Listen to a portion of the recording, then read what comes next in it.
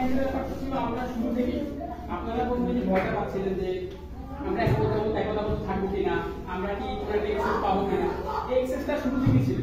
হয়তো আমরা অল্প কিছু মানুষ ছিলাম, খুব বেশি মানুষ হতো না, নতুন কেউ আসতো, নতুন কোনো ভাবে আবার সংগঠিত করার চেষ্টা করতো, আবার দেখতাম একটা পলিটিক্যাল অর্গানাইজেশন আমাদের থেকে আমাদের একটা বিচ্ছিন্ন হয়ে যেত।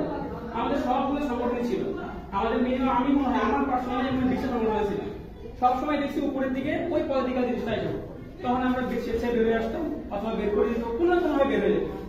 একটা মতাদর্শ থেকে যখন আমরা আরেকটা মতাদর্শ থেকে যাবো আবার একই সমস্যা হবে। তো এটা আমরা সবাই জানি।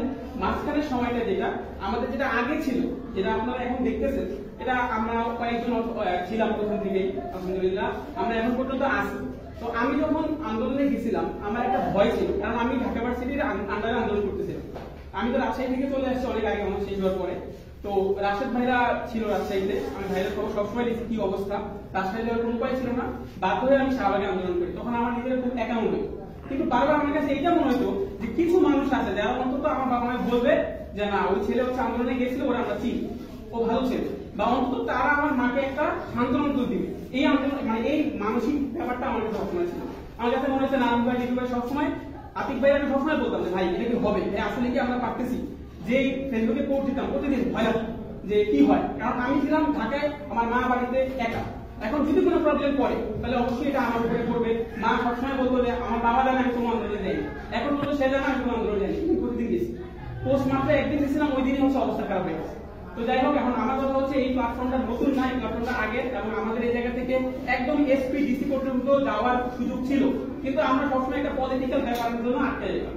তো এই জন্য আমরা কোনো কিছু অর্গানাইজ করে করতে পারতাম না। এখন আমাদের যে সুযোগটা আসছে, সুযোগটা কাজে লাগাইতে হবে।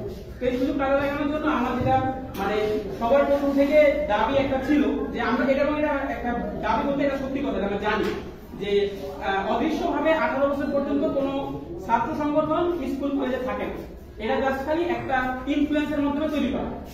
এই জিনিসটা যে ব্যারিয়ারটা, এটা আনইনস্টল একটা ব্যাপার, এটা ইনস্টল করা হয়েছিল ব্রেনের মধ্যে, এটা হচ্ছে আমাদেরকে বের করতে হবে। আর এই বের করার জন্য আসলে স্কুল কলেজে যে ক্যাম্পেইনের ব্যাপারটা, এটা আমরা বিজ্ঞান বেলা আমাদের হচ্ছে বাড়িতে বাড়িতে করা হয়েছে, নজরুল ভাইকে 2 বার করা হয়েছে। আমাদের এখানে আমি দাঁড় করাইতেই পারি, বিজ্ঞান মেলাটা আমি দাঁড় করাইতে পারি শুধুমাত্র এইটা। এই জন্য আমার কথা হচ্ছে একদম টু দ্য পয়েন্ট কথা, যে আমাদের যে স্বাস্থ্য সমস্যাগুলো আছে, যেমন হচ্ছে আপনারা বিভিন্ন মহলের কথা জানেন, নতুন স্বাস্থ্য কমপ্লেক্সে আমাদের ছোট ভাইরা যাক যেই যাক, যদি কোনো প্রবলেমে পড়ে এটার জন্য একটা সমাধান আমরা পাই। তারপর আমাদের স্কুলের মধ্যে যে কমিটিগুলো থাকে, কমিটিগুলো মধ্যে আমরা জানি সবসময় ঝামেলাটা করে।